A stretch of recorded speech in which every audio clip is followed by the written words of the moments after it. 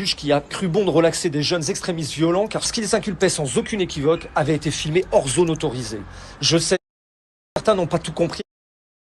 Vidéo comme ça et je me suis fait un petit kiff. Bon alors plus sérieusement, certains n'ont pas tout compris avec cette histoire de drone à Rennes et ce juge qui a cru bon de relaxer des jeunes extrémistes violents car ce qu'ils inculpaient sans aucune équivoque avait été filmé hors zone autorisée.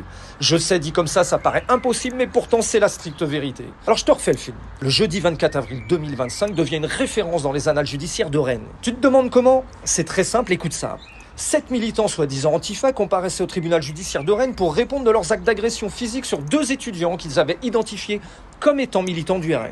C'était le 27 février 2025. Une énième manifestation de l'extrême gauche avait lieu avec un cortège non déclaré qui partait de Rennes 2 jusqu'à la fac de droit. Et durant leur trajet, ils croisent 2 jeunes qu'ils haïssent plus que tout au monde. Bah oui, je te le rappelle, ils militent pour des partis que l'extrême gauche vomit et c'est suffisant pour décider en groupe de punir les méchants fachos qui ne sont pas d'extrême gauche. Alors du coup, ils vont utiliser des méthodes de fachos. Je sais, c'est difficile à comprendre, mais pourtant c'est bien comme ça qu'ils opèrent. Ces jeunes utilisent des méthodes qu'ils sont censés dénoncer. Du coup, nous on est un peu perdus, car on sait plus trop qui sont vraiment les fachos, mais bon, c'est comme ça, bref, on s'adapte. Alors ça s'organise super vite, les antifachos, tous habillés de noir, dissimulent leur visage avec des masques et des cagoules, se réunissent avec une organisation milicienne, prennent des parapluies noirs pour se cacher dessous, et viennent à une vingtaine fracasser 2 jeunes qui ne les avaient pas attaqués à la base. Je sais, ce sont des méthodes de lâches, de faibles, de racailles, mais ils ont l'impunité médaillée dehors. Pendant leurs actes dégueulasses, ils crient bande de fachos, et ça, ça leur donne direct le droit de tabasser tous ceux qui ne pensent pas comme eux. Alors tiens-toi bien, car le commando est quand même hyper organisé. Pendant qu'ils défonçaient 2 jeunes, ils en profitent pour leur voler leurs biens et échangent également de vêtements aussitôt après leurs actes, afin de ne pas être identifiables. T'as vu ça? Ça te rappelle rien?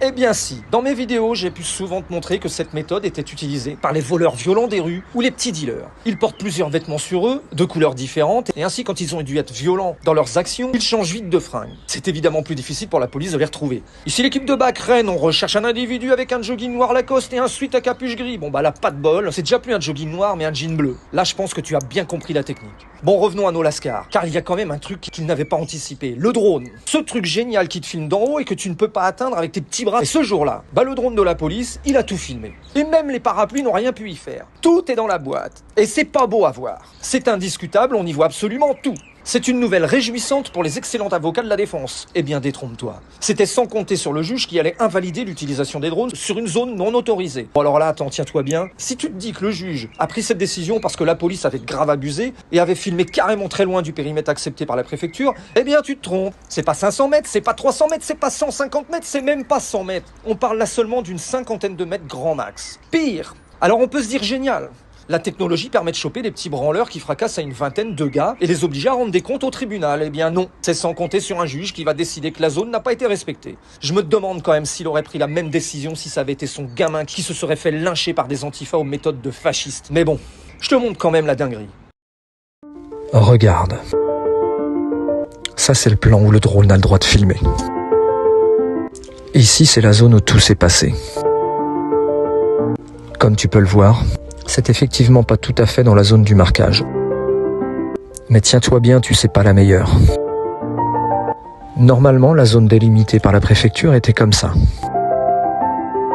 Mais une mise à jour de la préfecture assez récente a dû être faite par un stagiaire. Celui-ci, en rajoutant juste une rue boulevard de Sévigné, a fait automatiquement annuler la zone que j'ai marquée en jaune. Je sais, ça paraît dingue. S'il n'y avait pas eu ce détail lors de la mise à jour, les accusés auraient pu être jugés.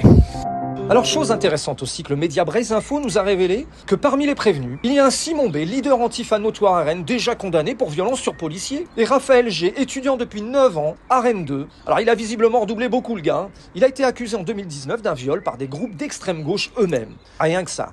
Je sais, c'est mieux qu'un film Netflix, ce truc. Bon dans tout ça, il y a quand même une bonne nouvelle. Le procureur a décidé de faire appel de la décision du juge. Alors ça veut dire que tout repart à zéro et que les gentils antifas d'extrême gauche vont devoir retourner devant le juge. Ils ont finalement crié victoire un peu trop tôt.